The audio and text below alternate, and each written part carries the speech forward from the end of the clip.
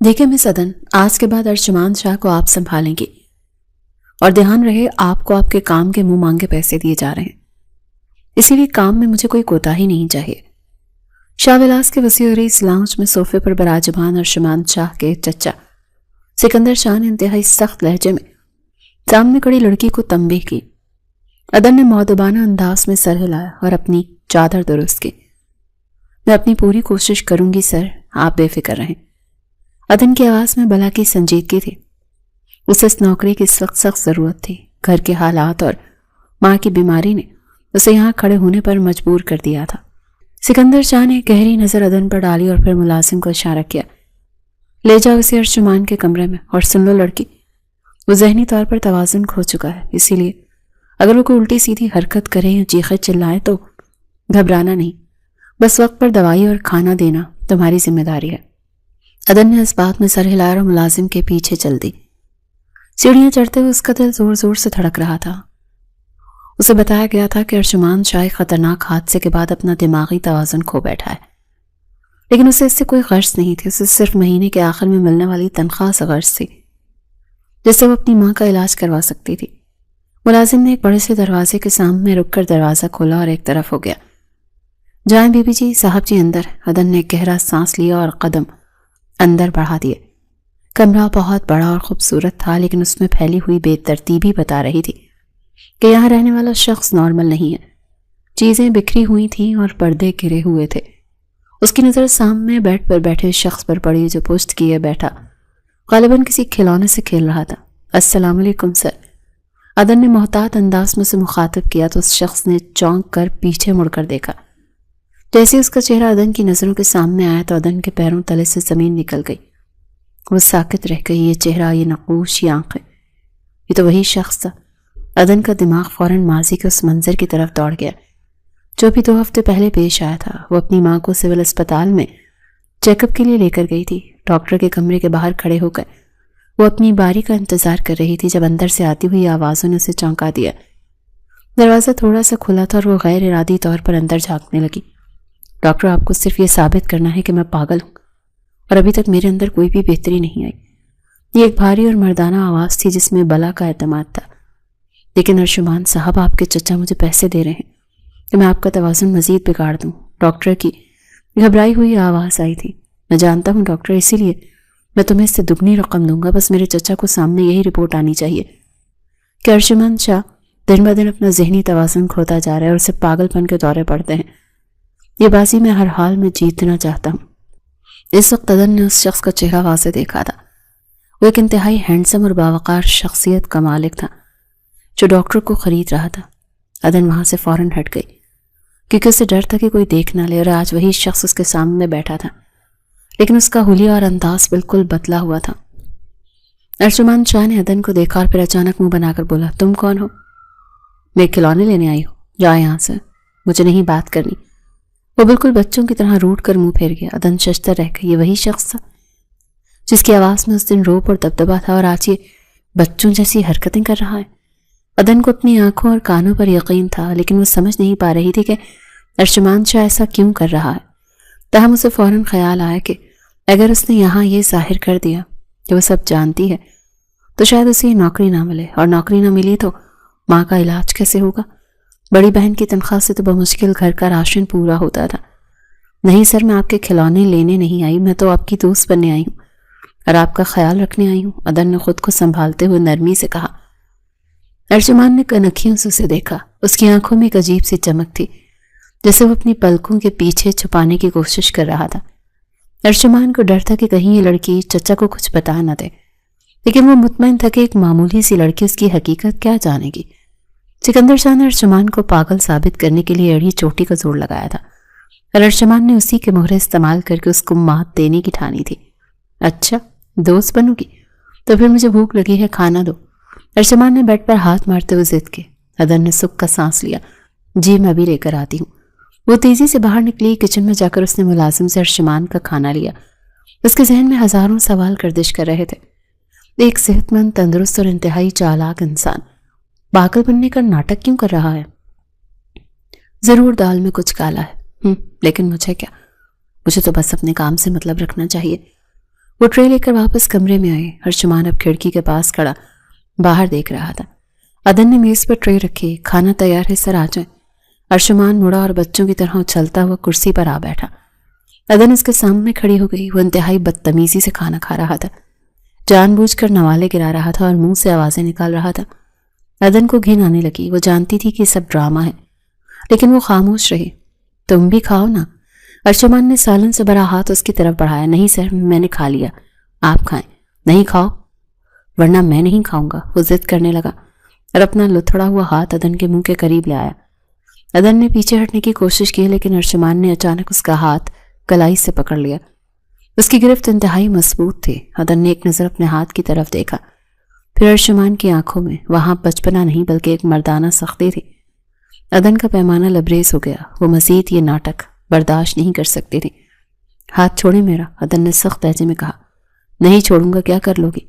ارشمان نے اسے مزید چڑھانے کے انداز میں کہا، لیکن اس کی آنکھوں میں ایک چیلنج تھا، تو عدن نے اپنی کلائی چھڑانے کی کوشش کی اور غصے سے بولی، میں نے کہا ہاتھ چھوڑے میرا، ایک بات کرنی ہے تم سے، اور یہ بات ہاتھ چھوڑ کر بھی ہو سکتی ہے، کیونکہ میں بہت اچھی طرح سے جانتی ہوں کہ تم پاگل نہیں ہو۔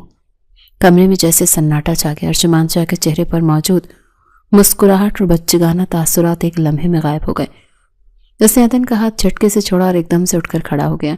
اس کے تیور بدل چکے تھے۔ وہ تیزی سے دروازے کی طرف بڑھا اور اسے لاک کر دیا۔ عدن اپنی جگہ کھڑی اسے دیکھتی رہی۔ دل میں خوف تو تھا، لیکن وہ اسے چہرے پر نہیں لانا چاہتی تھی۔ ارشمان مڑا اور قدم بہ قدم عدن کی طرف آیا۔ اب اس کے لہجے میں وہ بھاری پن اور روپ واپس آ چکا تھا جو عدن نے ہسپتال میں سنا تھا۔ کیا کہا تم نے؟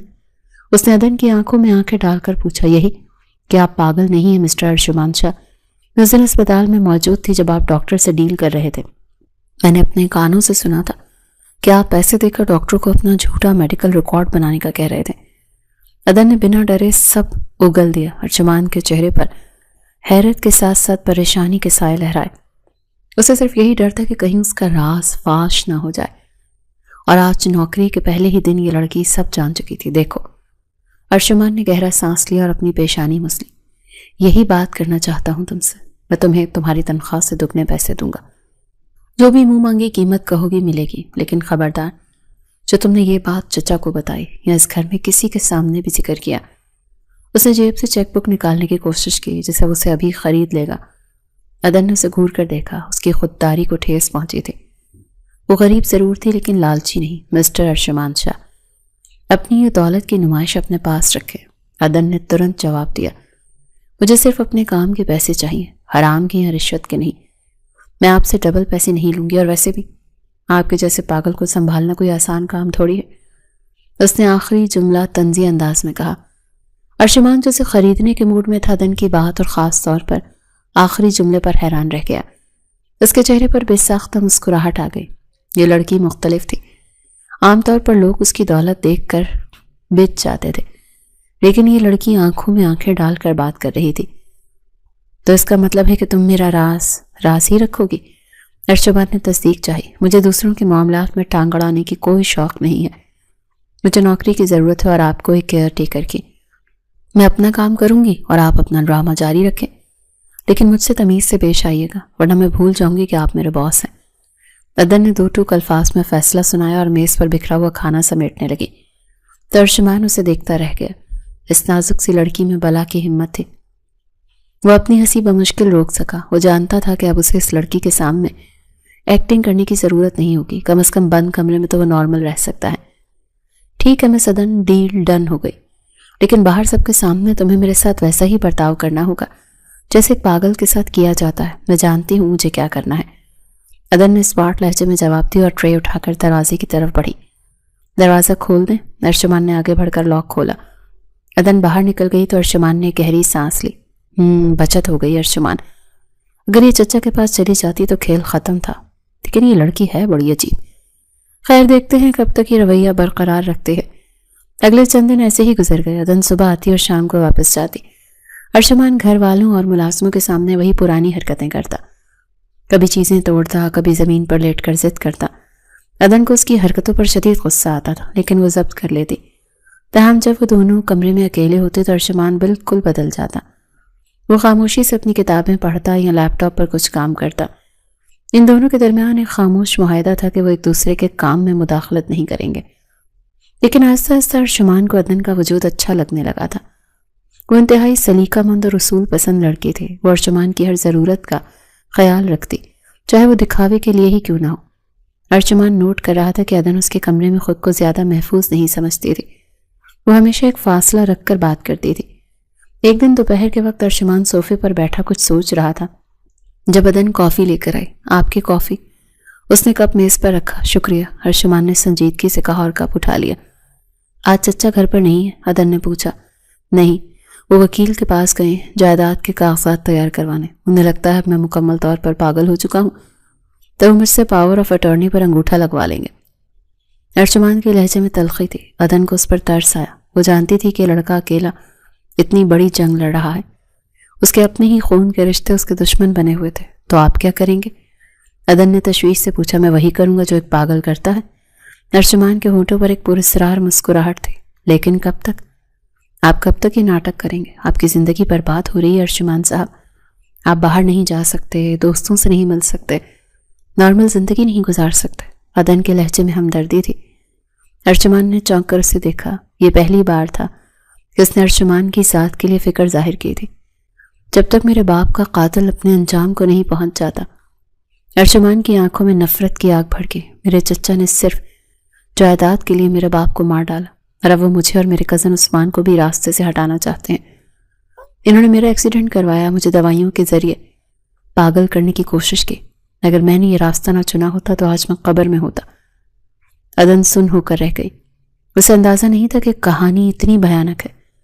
وہ تو بس اسے جائیداد کا جھگڑا سمجھ رہی تھی، لیکن یہاں تو جانوں کا کھیل کھیلا جا رہا تھا۔ میں جانتا ہوں عدن تمہیں یہ سب عجیب لگ رہا ہوگا، لیکن یہ میری مجبوری ہے۔ ارشمان کا لہجہ نرم پڑ گیا تھا۔ میں سمجھ سکتی ہوں، عدن نے آہستگی سے کہا۔ میں آپ کے ساتھ ہوں۔ آپ کو اکیلا محسوس کرنے کی ضرورت نہیں۔ بحیثیت انسان میں آپ کی مدد کروں گی۔ یہ الفاظ ارشمان کے دل پر جا لگے۔ اس ویران حویلی میں جہاں ہر دیوار کے پیچھے سازش تھی، ایک اجنبی لڑکی اسے دلاسا دے رہی تھی۔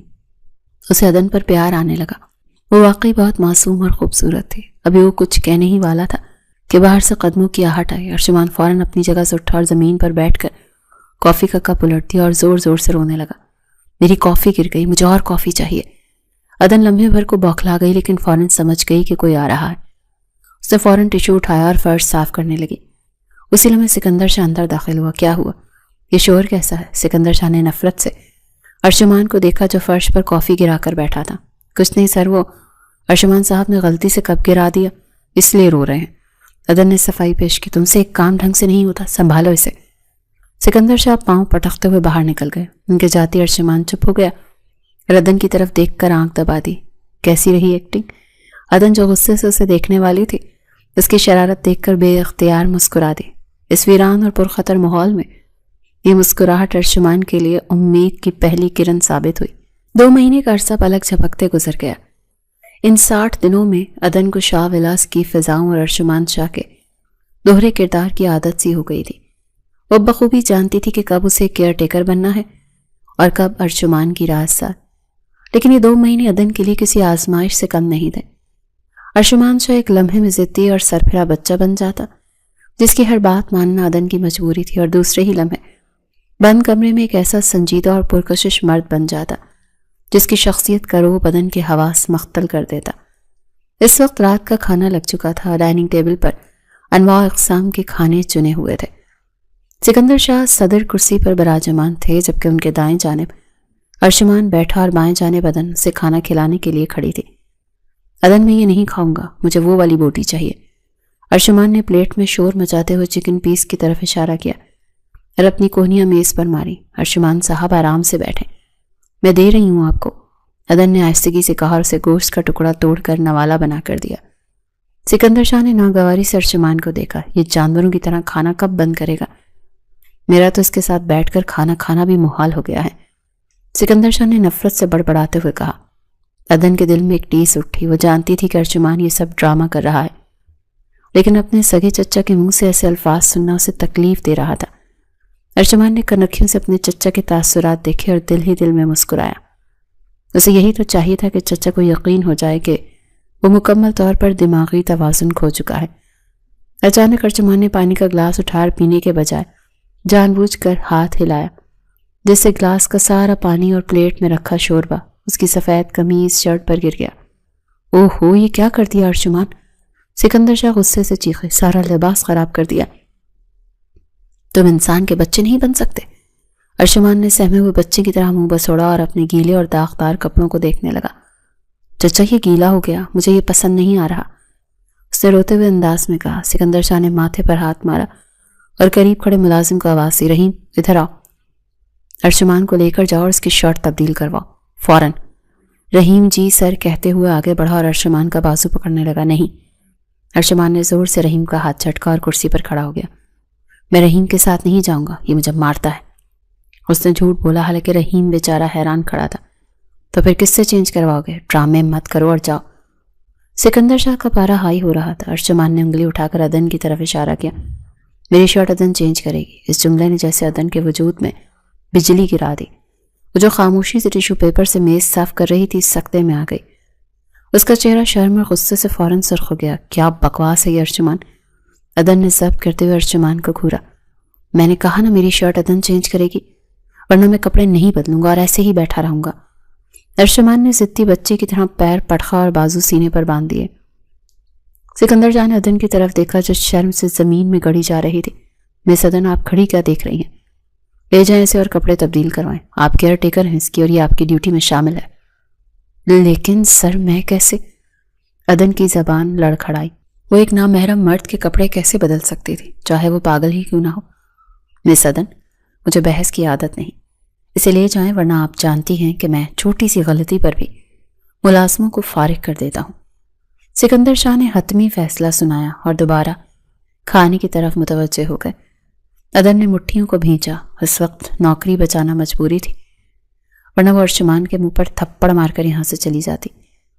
اس نے قہر آلود نظروں سے ارجمان کو دیکھا جو بڑی معصومیت سے اسے ہی دیکھ رہا تھا۔ آئیے میرے ساتھ، عدن نے دانت پیستے ہوئے کہا۔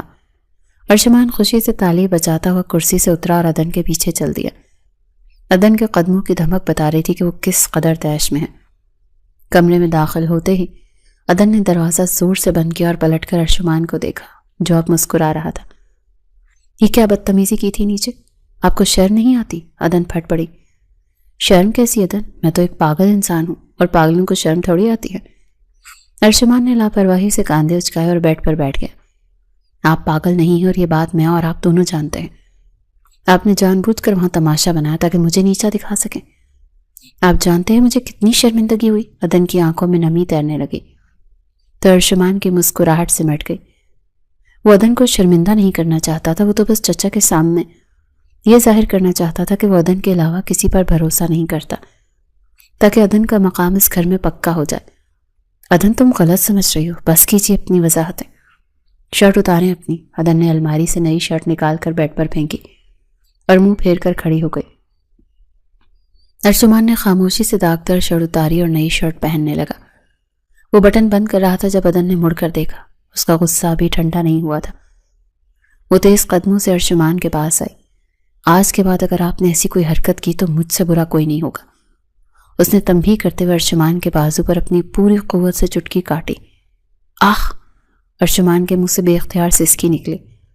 اس نے حیرت سے اپنے بازو کو دیکھا جہاں عدن کے ناخنوں کا نشان سرخ ہو رہا تھا۔ پھر اس نے سر اٹھا کر عدن کو دیکھا۔ اس کی آنکھوں میں درد کے بجائے ایک عجیب سی چمک اور مسکراہٹ تھی۔ بڑی ظالم ہو تم، ایک مریض پر تشدد کرتے ہوئے تمہیں ذرا ترس نہیں آیا؟ اس نے معصومیت سے بازو سہلایا۔ آپ مریض ہیں ہی نہیں تو ترس کیسا؟ اور میں نے کہا تھا نا اپنی حد میں رہا کریں۔ کیئر ٹیکر ہوں، آپ کی بیوی نہیں، عدن نے تلخی سے جواب دیا اور جانے کے لیے مڑی، لیکن ارجمان نے پھرتی سے اس کا بازو تھام کر اسے روکا۔ عدن کا توازن بگڑا اور وہ ارجمان کے بے حد قریب آ گئی۔ اگر بیوی بنا لوں تو؟ ارجمان کی آواز بھاری اور سرگوشی نما تھی تو عدن کا دل ایک لمحے کے لیے دھڑکنا بھول گیا۔ اس نے چونک کر ارجمان کی آنکھوں میں دیکھا۔ وہاں کوئی جھوٹ نہیں تھا، کوئی فریب نہیں تھا، وہاں ایک سچائی تھی جو عدن کے دل کو چیرتی ہوئی اتر گئی۔ کیا مطلب؟ عدن بمشکل بول پائی۔ ارجمان بیڈ سے اٹھ کھڑا ہوا۔ اب ان کے درمیان فاصلہ نہ ہونے کے برابر تھا۔ مطلب یہ کہ یہ ناٹک، یہ ڈرامہ، یہ سب ایک طرف عدن، لیکن ایک سچ یہ ہے کہ تم مجھے اچھی لگنے لگی ہو، بہت اچھی۔ پچھلے 2 مہینوں میں تم نے میرا جس طرح سے خیال رکھا، میری بدتمیزیاں برداشت کی، مجھے لگتا ہے کہ تم ہی وہ واحد لڑکی ہو جو ارجمان شاہ کو سنبھال سکتی ہے۔ یہ سب بکواس ہے، آپ مجھے بھی اپنے چچا کی طرح بیوقوف بنانا چاہتے ہیں۔ عدن نے خود کو اس کے سحر سے نکالنے کی کوشش کی اور ہاتھ چھڑایا۔ آپ ایک اداکار ہیں ارجمان شاہ، بہت اچھے اداکار۔ جو شخص اپنے سگے چچا کو اتنی صفائی سے دھوکہ دے سکتا ہے، وہ غریب لڑکی کے جذبات سے بھی کھیل سکتا ہے۔ میں آپ کی باتوں میں نہیں آؤں گی، عدن نے 2 ٹوک الفاظ مجھ سے آئینہ دکھایا۔ ارجمان نے گہرا سانس لیا اور سنجیدگی سے بولا، میں مانتا ہوں میں جھوٹ بول رہا ہوں، دھوکہ دے رہا ہوں، لیکن تم نہیں جانتی عدن کہ یہ سب کیوں ہو رہا ہے۔ تم صرف سطح دیکھ رہی ہو، گہرائی نہیں۔ تو بتائیں، سچ بتائیں مجھے کہ آخر ایسی کیا مجبوری ہے کہ اربوں کا مالک پاگل بنا بیٹھا ہے؟ عدن نے سوالیہ نظروں سے اسے دیکھا تو ارجمان نے اسے بازو سے پکڑ کر صوفے پر بٹھایا اور خود اس کے سامنے قالین پر بیٹھ گیا۔ میرے چچا سکندر شاہ، میرے باپ کے سوتیلے بھائی، میرے بابا نے ساری امپائر اپنی محنت سے کھڑی کی تھی۔ چچا ہمیشہ سے ان سے حسد کرتے تھے۔ بچپن میں مجھے لگتا تھا کہ مجھ سے پیار کرتے ہیں، لیکن بابا کی موت کے بعد ان کا اصل چہرہ میرے سامنے آیا۔ ارجمان کی آواز میں درد کھلنے لگا۔ میرے بابا کی موت طبعی نہیں تھی عدن، انہیں زہر دیا گیا تھا، اور یہ زہر کسی اور نے نہیں، میرے چچا نے دیا تھا۔ میں نے اپنی آنکھوں سے انہیں دوائی میں زہر ملاتے دیکھا تھا، لیکن وہ اس وقت بہت چھوٹا تھا اور کوئی میری بات کا یقین نہیں کرتا تھا۔ عدن کے رونگٹے کھڑے ہو گئے، وہ خوفزدہ نظروں سے ارجمان کو دیکھنے لگی، اور اب وہ مجھے اور میرے کزن عثمان کو بھی راستے سے ہٹانا چاہتے ہیں۔ میرا ایکسیڈنٹ بھی ایک سازش تھی، ڈاکٹرز کو پیسے دیے گئے کہ مجھے ذہنی مریض قرار دیا جائے۔ اگر میں خود پاگل بننے کا ناٹک نہ کرتا تو وہ مجھے پاگل خانے بھیج کر ہمیشہ کے لیے میری فائل ہی بند کر دیتے۔ میں زندہ رہنا چاہتا ہوں عدن، صرف اپنی جان بچانے کے لیے نہیں، بلکہ اپنے باپ کے قاتل کو سزا دلوانے کے لیے۔ ارجمان کی آنکھوں سے ایک آنسو نکل کر گال پر لڑک گیا۔ عدن کا دل پگھل گیا، وہ سمجھ گئی کہ اس شخص کتنا اکیلا اور خوفزدہ ہے۔ مجھے افسوس ہے ارجمان صاحب، میں نہیں جانتی تھی کہ آپ اتنے بڑے کرب سے گزر رہے ہیں۔ عدن نے نرمی سے کہا، مجھے تمہاری ہمدردی نہیں چاہیے عدن، مجھے تمہارا ساتھ چاہیے۔ ارجمان نے پر امید نظروں سے اسے دیکھا۔ میں اکیلا لڑ لڑ کر تھک چکا ہوں۔ چچا بہت شاطر ہیں، وہ مجھ پر نظر رکھتے ہیں۔ مجھے ایک ایسے ساتھی کی ضرورت ہے جو میری آنکھیں اور کان بن سکے۔ کیا تم میرا ساتھ دو گی؟ عدن شش و پنج میں پڑ گئی۔ یہ آگ کا دریا تھا اور اسے تیر کر جانا تھا۔ اگر چچا کو پتہ چل جاتا تو اس کی جان کو بھی خطرہ ہو سکتا تھا، لیکن سامنے بیٹھے شخص کی بے بسی نے اسے فیصلہ کرنے پر مجبور کر دیا۔ میں کیا کر سکتی ہوں؟ میں تو ایک معمولی سی لڑکی ہوں۔ تم بہت کچھ کر سکتی ہو، تمہیں صرف میرے اور چچا کے درمیان ہونے والی باتوں اور ان کے منصوبوں پر نظر رکھنی ہے۔ سب سے بڑھ کر تمہیں مجھ پر یقین رکھنا ہوگا۔ میں وعدہ کرتا ہوں جیسے ہی سب ختم ہوگا میں تمہیں ایک پرسکون زندگی دوں گا، وہ حق دوں گا جس کا میں نے تم سے ذکر کیا تھا۔ عدن نے نفی میں سر ہلایا۔ مجھے حق نہیں چاہیے ارجمان صاحب، میں انسانیت کے ناطے آپ کی مدد کروں گی۔ آپ نے اکیلے یہ سب برداشت کیا اور میں الٹا آپ کو ڈانٹتی رہی، چٹکیاں کاٹتی رہی۔ اس بات پر ارجمان کے لبوں پر مسکراہٹ آ گئی۔ یقین مانو تمہاری ان چٹکیوں نے ہی تو مجھے زندہ رکھا ہے، ورنہ اس مردہ دلی میں تو میں کب کا مر چکا ہوتا۔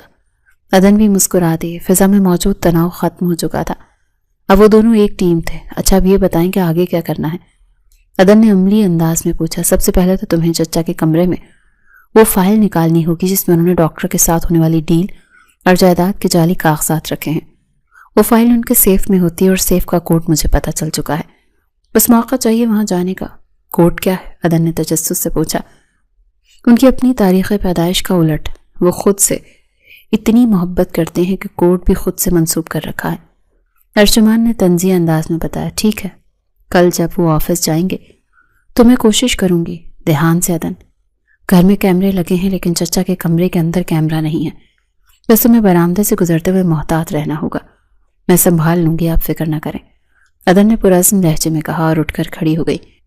اب آپ آرام کریں، کافی رات ہو گئی ہے، میں صبح آؤں گی۔ ارجمان بھی اٹھ کر کھڑا ہوا۔ شکریہ عدن، مجھ پر بھروسہ کرنے کے لیے۔ شکریہ کی ضرورت نہیں، بس دعا کریں کہ ہم کامیاب ہو جائیں۔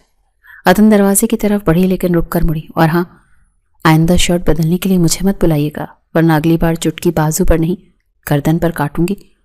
اسے مسکراتے ہوئے دھمکی دی۔ ارجمان نے دونوں ہاتھ اٹھا کر توبہ کرنے کے انداز میں سر ہلایا۔ وعدہ اب خود ہی کروں گا۔ عدن کے جانے کے بعد ارجمان کافی دیر تک دروازے کو دیکھتا رہا۔ اسے محسوس ہوا کہ اب وہ یہ جنگ جیت سکتا ہے۔ عدن کی شکل میں اسے ایک ایسی طاقت مل گئی تھی جو اسے گرنے نہیں دے سکتی تھی۔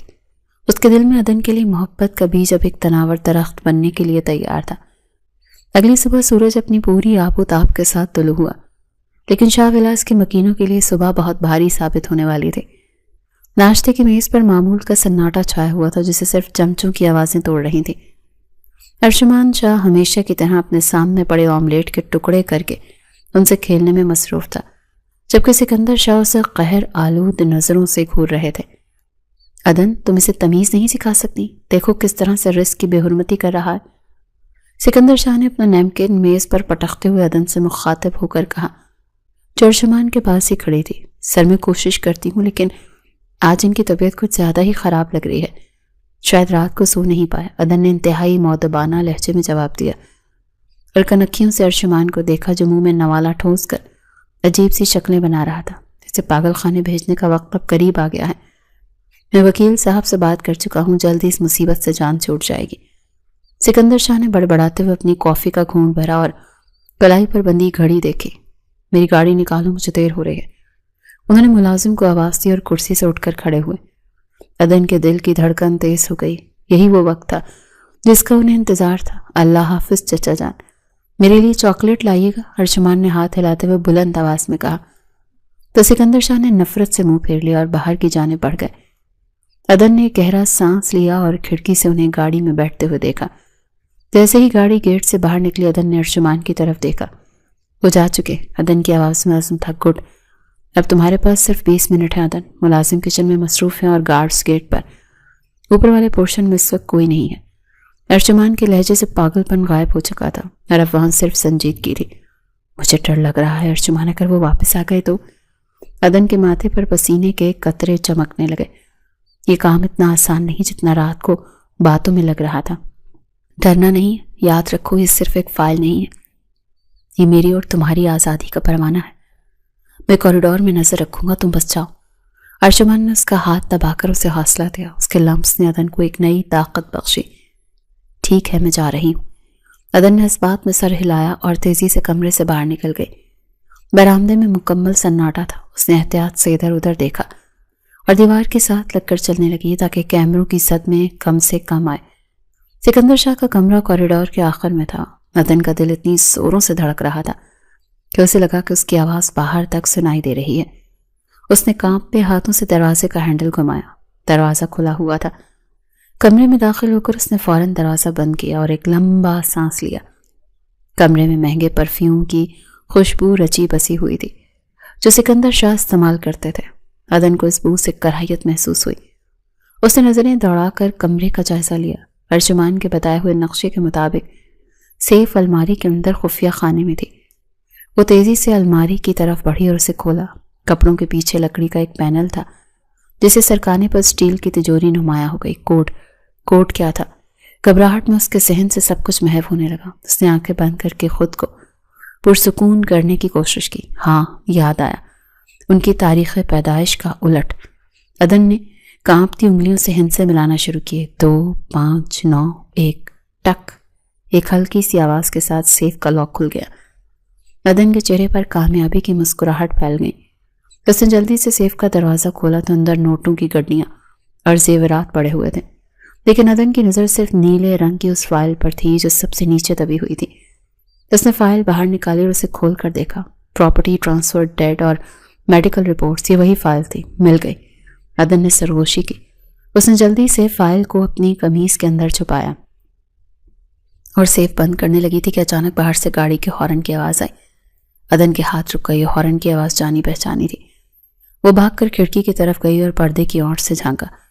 سکندر شاہ کی گاڑی واپس پورچ میں آ رکی تھی۔ یا اللہ رحم، یہ واپس کیوں آ گئے؟ عدن کا رنگ فق ہو گیا۔ اس کے ہاتھ پاؤں ٹھنڈے پڑنے لگے۔ وہ اب کمرے سے باہر نہیں نکل سکتی تھی کیونکہ سکندر شاہ سیڑھیاں چڑھ کر اوپر ہی آ رہے تھے۔ دوسری طرف ارشمان بھی اپنی کھڑکی سے یہ منظر دیکھ چکا تھا۔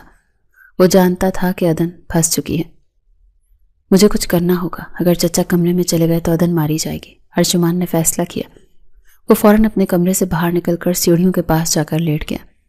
جیسے ہی سکندر شاہ اوپر پہنچے، انہوں نے ارشمان کو راستے میں لیٹے ہوئے دیکھا جو زور زور سے ہاتھ پاؤں مار رہا تھا۔ ہٹو راستے سے، یہ کیا تماشا ہے؟ सिकंदर शाह ने गुस्से से कहा। वो अपनी अहम डायरी भूल गए थे और जल्दी में थे। नहीं हटूंगा, यहाँ सांप है, बहुत बड़ा सांप, वो मुझे खा जाएगा। अर्जुमान ने उनका रास्ता रोकते हुए उनकी टांग पकड़ ली। छोड़ो मेरी टांग, पागल इंसान। कौन सा सांप? यहाँ कोई सांप नहीं है। सिकंदर शाह ने उसे झटकने की कोशिश की, लेकिन अर्जुमान की गिरफ्त बहुत मजबूत थी। वो देखें, वहां दीवार पर चल रहा है, बचाएं मुझे चचा, बचाएं। अर्जुमान ने चीखो पुकार शुरू कर दी। मुलाजिम भी नीचे जमा हो गए। सिकंदर शाह बुरी तरह झुंझला गए। रहीम, हटाओ इस मुसीबत को मेरे रास्ते से, मुझे देर हो रही है। सिकंदर शाह चिल्लाए। रहीम और एक दो और मुलाजिम आगे बढ़कर अर्जुमान को खींचने की कोशिश करने लगे, लेकिन अर्जुमान ने मज़ाहमत करते हुए खुद को फर्श पर मजीद फैला लिया। इतनी देर में अदन को मौका मिल गया। उसने शोर की आवाज़ सुनी और समझ गई कि अर्जुमान ने उन्हें बातों में लगा रखा है। वो जो बाथरूम में छुपने का सोच रही थी, उसे अब निकलने का रास्ता मिल गया। वो खिड़की से मुल्का पाइप के जरिए तो नहीं उतर सकती थी, लेकिन सिकंदर शाह के कमरे का दूसरा दरवाज़ा अक्बी गैलरी में खुलता था, जो शाज़ नाज़री इस्तेमाल होता था। अदन ने हिम्मत की और वो जाम दरवाज़ा जोर लगाकर खोला। खुशकिस्मती से वो खुल गया। वो तेज़ी से बाहर निकली और अक्बी सीढ़ियों से होती नीचे किचन के रास्ते से दोबारा लाउंज की तरफ जाने का ड्रामा करने लगी। इधर अर्जुमान ने जब महसूस किया कि काफ़ी वक्त गुजर चुका, तो उसने अपनी गिरफ्त ढीली कर दी।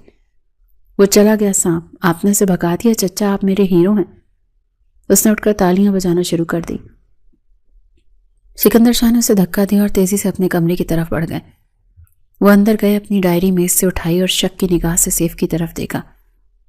सब कुछ वैसा ही लग रहा था। वो मुतमईन होकर बाहर निकल गए और दोबारा गाड़ी में बैठकर चले गए। जब गाड़ी के जाने का यकीन हो गया, तदन लड़खड़ाते कदमों से अर्जुमान के कमरे में दाखिल हुई। उसका सांस फूला हुआ था और चेहरा पसीने से शराबूर। अर्जुमान फौरन से उसकी तरफ लपका और उसे सहारा देकर सोफे पर बिठाया। पानी का ग्लास उसे होंठों से लगाया। तुम ठीक हो? उसने तुम्हें देखा तो नहीं? अर्जुमान की आंखों में बेपनाह फिक्र थी। नहीं, बचत हो गई, ये ले। अदन ने कांपते हाथों से कमीज के अंदर छुपाई हुई फाइल निकालकर अर्जुमान के हवाले की। अर्जुमान ने फाइल थामी तो उसके हाथ भी लरस रहे थे। ये कागजात उसके बाप की निशानी और उसकी बेगुनाही का सबूत थे। उसने फाइल खोली और एक एक कागज को देखने लगा। उसकी आंखों में नमी तैरने लगी। देखो अदन, ये प्रॉपर्टी के कागजात, इन पर मेरे बाबा के दस्तखत जाली हैं, और ये डॉक्टर की रिपोर्ट जिसमें लिखा है कि मुझे हाई डोज देकर मेरा दिमागी तवाज़ुन बिगाड़ा जा रहा है। अर्जुमान की आवाज़ भर आ गई। उसने फाइल बंद की और अपना सर सोफे की पुष्ट से टिका दिया। फिर अपने खून ने मेरे साथ ये सब किया, सिर्फ चंद कागज के टुकड़ों के लिए। अदन ने आगे बढ़कर उसका हाथ थाम लिया। हौसला रखिए अर्जुमान, अभी सबूत हमारे पास हैं। अब वो आपका कुछ नहीं बिगाड़ सकते। अब उनके बुरे दिन शुरू होने वाले। अदन का लम्स महसूस करके अर्जुमान ने आंखें खोली। उसकी तरफ देखा। इस लड़की ने उसके लिए अपनी जान खतरे में डाल दी थी। तुमने आज साबित कर दिया अदन के खूनी रिश्तों से बढ़कर एहसास का रिश्ता होता है। मैं सारी जिंदगी तुम्हारा ये एहसान नहीं चुका सकूंगा। अर्जुमान ने जज्बाती लहजे में कहा और अदन के हाथ पर अपनी पेशानी रख दी। अदन का दिल पिघल सा गया। उसने अपना दूसरा हाथ अर्जुमान के बालों में फेरा। यह एहसान नहीं अर्जुमान, मैंने वही किया जो मेरा दिल ने कहा। अब हमें अगला कदम उठाना है।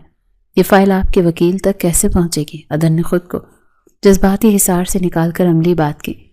अर्जुमान सीधा होकर बैठ गया। तुम ठीक कह रही हो, वक़ार साहब बहुत ईमानदार वकील है और मेरे बाबा के दोस्त भी, लेकिन मैं बाहर नहीं जा सकता। चचा के मुखबिर हर जगह मौजूद हैं। अगर मैं बाहर निकला तो उन्हें शक हो जाएगा। तो फिर मैं जाऊंगी? अदन ने सवाली अंदाज में पूछा। नहीं, ये बहुत खतरनाक है। अगर चचा के आदमी ने तुम्हें फाइल के साथ पकड़ लिया तो वो तुम्हें मार देंगे। अर्जुमान ने फौरन नफी में सर हिलाया। वो अदन को मजीद खतरे में नहीं डाल सकता था, लेकिन कोई और रास्ता भी तो नहीं है। आप मुझ पर भरोसा रखें। मैं दोपहर को माँ की दवाइयाँ लेने के बहाने जाऊंगी और वक़ार साहब को ये फाइल देकर आ जाऊंगी। कोई मुझ पर शक नहीं करेगा, क्योंकि मैं तो सिर्फ एक मामूली सी केयर टेकर हूँ। अदन ने दलील दी। अर्जुमान सोच में पड़ गया। अदन की बात में वजन था। वो पागल अर्जुमान की केयर टेकर थी, किसी की तवज्जो का मरकज नहीं बन सकते थे। ठीक है, लेकिन बहुत एहतियात से। मैं वक़ार अंकल को फ़ोन कर दूंगा। वो तुम्हें सिटी पार्क के पास मिलेंगे, तो वहाँ ये फाइल उनके हवाले कर देना। मंसूबा तय पा गया। दोपहर के वक्त अदन ने सिकंदर शाह के घर फ़ोन करके इत्तला दी कि वो अपनी माँ के लिए दवाई लेने जा रहे हैं। गार्ड ने तलाशी लिए बगैर उसे जाने दिया, क्योंकि उसके हाथ में सिर्फ एक छोटा सा पर्स था। फाइल उसने अपने बुर्क़े के अंदर छुपा रखी थी। सिटी पार्क के अंदर एक वीरान कोने में एक स्याह रंग की गाड़ी खड़ी थी। अदन उसके करीब पहुंची। शीशा नीचे हुआ تو اندر ایک معمر شخص بیٹھے تھے۔ وقار صاحب؟ عدن نے دھیمی آواز میں پوچھا۔ جی بیٹی، ارجمان نے مجھے بتایا تھا، وقار صاحب نے شفقت سے کہا۔ عدن نے ادھر ادھر دیکھا اور پھر تیزی سے فائل نکال کر کھڑکی سے اندر پھینک دی۔ اس میں اصلی کاغذات ہیں۔ ارجمان نے کہا ہے کہ اب مزید انتظار نہیں کرنا۔ تم فکر نہ کرو بیٹی، اب قانون اپنا راستہ خود بنائے گا۔ میں آج ہی عدالت سے وارنٹ جاری کرواؤں گا۔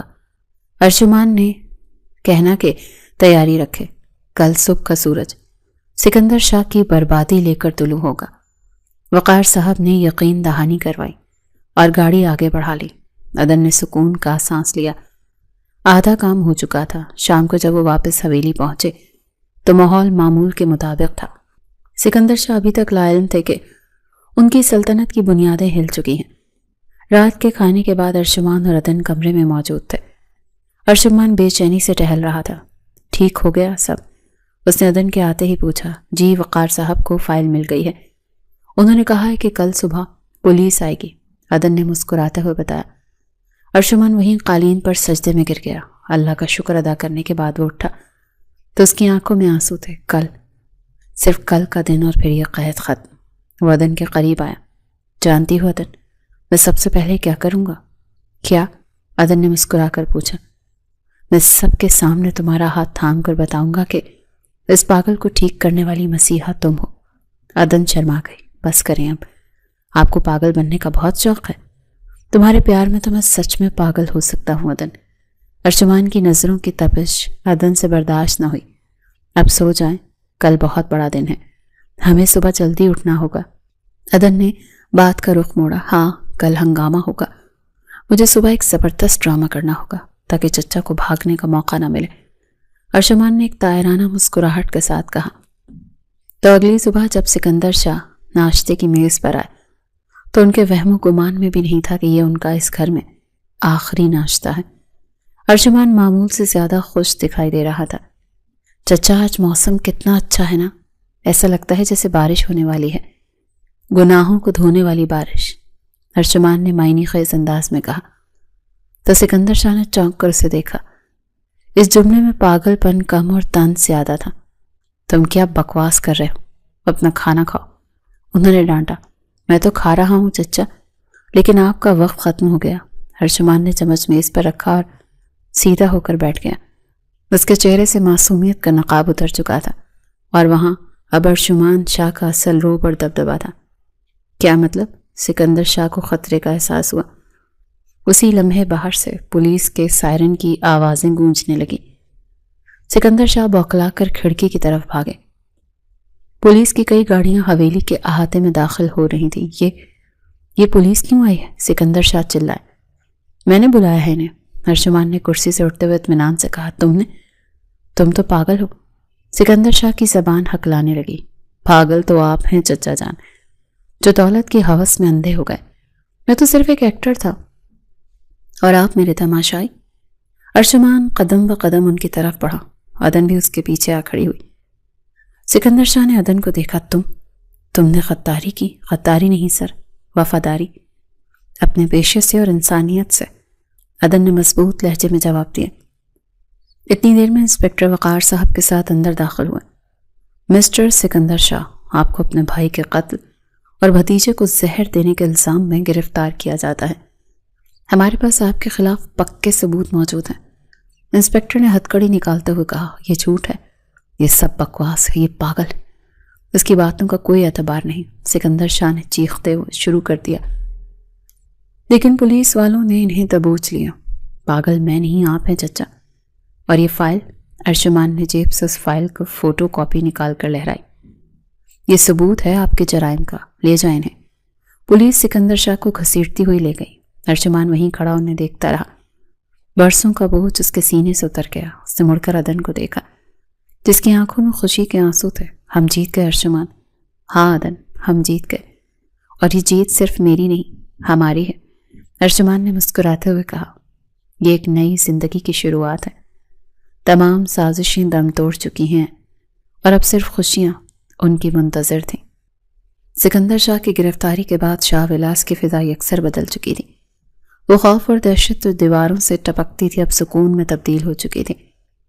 ارجمان شاہ نے سب سے پہلے عدن کی ماں کو شہر کے بہترین ہسپتال میں منتقل کروایا، جہاں ماہر نفسیات کی نگرانی میں ان کا علاج شروع ہو چکا تھا۔ آج ارجمان شاہ عدن کے چھوٹے سے گھر کے ڈرائنگ روم میں موجود تھا۔ اس کے سامنے عدن کی بڑی بہن عالیہ بیٹھی تھی، جو ارجمان کی شخصیت اور اس کے بدلے ہوئے روپ کو دیکھ کر ابھی تک حیرت زدہ تھی۔ دیکھیں عالیہ باجی، میں جانتا ہوں کہ ہمارا آغاز ایک جھوٹ اور ناٹک سے ہوا تھا، لیکن میرا یقین کریں کہ میرے جذبات میں کوئی ملاوٹ نہیں ہے۔ ارجمان نے انتہائی سنجیدگی اور عاجزی سے اپنا مدعا بیان کیا۔ میں عدن کو اپنی زندگی میں لانا چاہتا ہوں، لیکن بطور کیئر ٹیکر نہیں بلکہ بطور شریک حیات۔ اس نے جس طرح مشکل وقت میں میرا ساتھ دیا ہے، میں ساری زندگی اس کا احسان نہیں چکا سکتا۔ عالیہ نے ایک نظر پردے کے پیچھے چھپی عدن کی پرچھائی پر ڈالی اور پھر مسکرا کر بولی، عدن نے مجھے سب کچھ بتا دیا ہے ارجمان صاحب۔ ہمیں آپ کی دولت سے غرض نہیں، لیکن جس طرح آپ نے ہماری امی کے علاج کی ذمہ داری اٹھائی ہے اور عدن کی عزت کی حفاظت کی ہے، میرے پاس انکار کی کوئی وجہ نہیں ہے۔ یہ سنتے ہی ارجمان کے چہرے پر ایک فاتحانہ مسکراہٹ ابھر آئی۔ میں آپ سے وعدہ کرتا ہوں کہ عدن کی آنکھوں میں کبھی آنسو نہیں آنے دوں گا۔ یہ صرف میری بیوی نہیں ہوگی بلکہ اس گھر کی مالکن ہوگی جہاں کل تک اسے حکم دیا جاتا تھا۔ رشتہ طے پا گیا اور سادگی مگر وقار کے ساتھ شادی کی تاریخ رکھ دی گئی۔ عدن کی ماں کی طبیعت میں بھی تیزی سے بہتری آ رہی تھی۔ وہ اپنی بیٹی کی رخصتی کے لیے ویل چیئر پر موجود تھی۔ شادی کا دن بھی آ گیا۔ شاہ ولاس کو دلہن کی طرح سجایا گیا تھا۔ ہر طرف روشنیوں کا سیلاب تھا اور پھولوں کی مہک نے ماحول کو معطر کر رکھا تھا۔ ارجمان نے اپنی ضد منوا لی تھی کہ وہ ولیمہ اور شادی ایک ساتھ دھوم دھام سے کرے گا، تاکہ دنیا کو پتہ چلے کہ ارجمان شاہ کی زندگی میں اب خوشیاں لوٹ آئی ہیں۔ نکاح کے بعد عدن کو ارجمان کے کمرے میں پہنچا دیا گیا تھا۔ یہ وہی کمرہ تھا جہاں اس نے ارجمان کی دیکھ بھال کی تھی، جہاں اس نے اس کی بچگانہ ضدیں برداشت کی تھیں، لیکن آج اس کمرے کا نقشہ بدل چکا تھا۔ ہر طرف گلاب اور موتیے کے پھولوں کی لڑیوں نے ایک سحر انگیز سا سما باندھ رکھا تھا۔ عدن سرخ رنگ کے بھاری عروسی جوڑے میں ملبوس بیڈ کے وسط میں بیٹھی تھی۔ اس کا دل زور زور سے دھڑک رہا تھا۔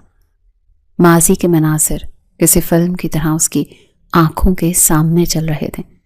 وہ لمحے جب ارجمان فرش پر لیٹ کر روتا تھا، اور وہ لمحے جب وہ سنجیدگی سے اسے اپنے دل کی بات کہتا تھا۔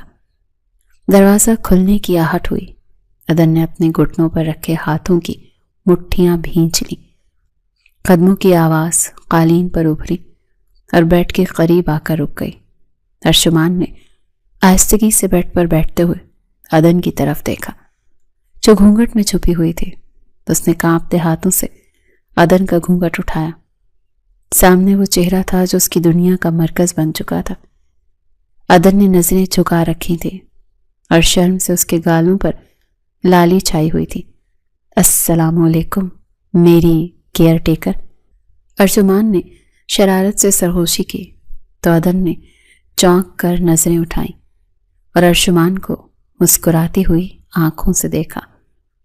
وعلیکم السلام، لگتا ہے آپ کو پرانی عادتیں نہیں بھولی۔ عدن نے دھیرے سے جواب دیا، کیسے بھول سکتا ہوں، انہی عادتوں نے تو مجھے تم تک پہنچایا ہے۔ ارجمان نے اپنا ہاتھ بڑھایا اور آہستگی سے عدن کی ٹھوڑی کو چھو کر اس کا چہرہ اوپر کیا۔ اس کے لمس میں بلا کی نرمی اور اپنائیت تھی۔ آج پاگل پن کا دورہ نہ ڈالنے کا۔ عدن نے مسکراہٹ دباتے ہوئے اسے تنبیہ کی، جیسا کہ وہ اکثر ماضی میں کرتی تھی۔ ارجمان اس بات پر کھل کھلا کر ہنس دیا اور بولا، اب تو لگتا ہے کہ سچ میں پاگل ہو جاؤں گا۔ عدن پریشان سی ہو کر اس کی طرف دیکھنے لگی کہ کہیں وہ پھر سے کسی ذہنی کیفیت کا شکار تو نہیں ہو رہا۔ اس کے ماتھے پر فکر مندی کی لکیریں ابھر آئیں۔ کیا مطلب؟ آپ ٹھیک تو ہے نا؟ ارجمان نے اس کی پریشانی بھانپ لی اور مزید مسکرا کر بولا، تمہارے پیار میں عدن، تمہارے پیار میں پاگل ہونے کا خطرہ تو اب ہمیشہ رہے گا، اور یہی میری سب سے بڑی ضد ہے۔ عدن نے سکھ کا سانس لیا اور مسکراتے ہوئے دوبارہ نظریں جھکا لیں۔ آپ بھی نا؟ ڈرا ہی دیا تھا مجھے۔ میں سمجھی کہ پھر سے کوئی تماشا کرنے والے ہیں۔ ویسے اگر میں نے ضد کی کہ میری شرٹ عدن چینج کرے گی تو کیا تم غصہ کرو گی؟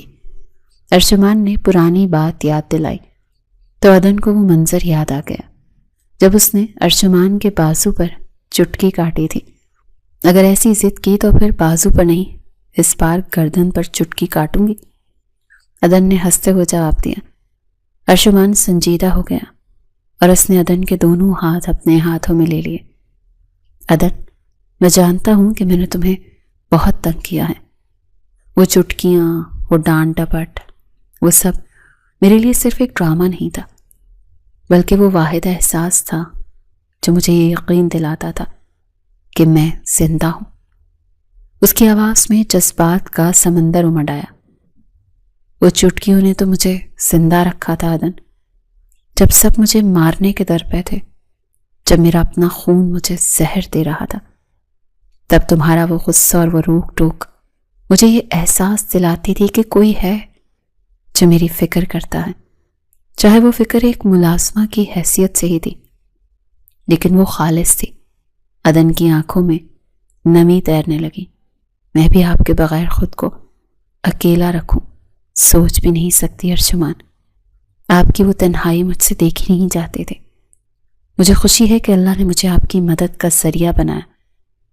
ارجمان نے آگے بڑھ کر پہلی بار بغیر کسی ناٹک کے، بغیر کسی ڈر کے اسے اپنے بازوں کے حصار میں لے لیا۔ وہ لمحہ پاکیزہ تھا، سچا تھا اور اپنی محبت کو ثابت کرنے کا تھا۔ میں وعدہ کرتا ہوں عدن کہ جن ہاتھوں نے مجھے سہارا دیا، مجھے ان ہاتھوں کو کبھی خالی نہیں رہنے دوں گا۔ ارجمان نے اس کی پیشانی پر اپنی مہر محبت ثبت کر دی اور عدن نے اپنی آنکھیں بند کر کے اس لمحے کو اپنے اندر اتار لیا۔ کمرے میں پہلی خوشبو گواہ تھی کہ دو بھٹکتے ہوئے مسافروں کو بالآخر اپنی منزل مل گئی ہے۔ اگلے ہی روز اخبارات میں خبر گرم تھی کہ مشہور بزنس ٹائکون سکندر شاہ کو اپنے بھائی کے قتل اور بھتیجے پر جان لیوا حملے کے جرم میں عمر قید کی سزا سنا دی گئی ہے۔ ارجمان نے وہ خبر پڑھی اور اخبار ایک طرف رکھ دیا۔ اس باب کو اس نے ہمیشہ کے لیے بند کر دیا تھا۔ وقت پر لگا کر اڑنے لگا۔ زندگی اپنی تمام تر رعنائیوں کے ساتھ ارجمان اور عدن پر مہربان تھے۔ عدن نے گھر کا نظام اتنی خوش اسلوبی سے سنبھال لیا کہ ارجمان اب گھر کے معاملات سے بالکل بے فکر ہو کر اپنے بزنس پر توجہ دے رہا تھا۔ اس کی ماں بھی اب مکمل صحت یاب ہو کر انہی کے ساتھ رہتی تھی۔ 1 سال بعد شاہ ولاس میں ایک بار پھر خوشیوں کا ہنگامہ تھا۔ اللہ نے انہیں خوبصورت بیٹی سے نوازا تھا۔ ارجمان اسپتال کے کمرے میں موجود تھا جہاں عدن بیڈ پر لیٹی مسکرا رہے تھے اور اس کے پہلو میں ننھی پری پرسکون نیند سو رہی تھی۔ دیکھا ارجمان، یہ بالکل آپ پر گئی ہے، وہی ناک، وہی آنکھیں۔ عدن نے پیار سے بچی کے گال کو چھوا۔ نہیں، مجھ پر نہیں، تم پر گئی ہے۔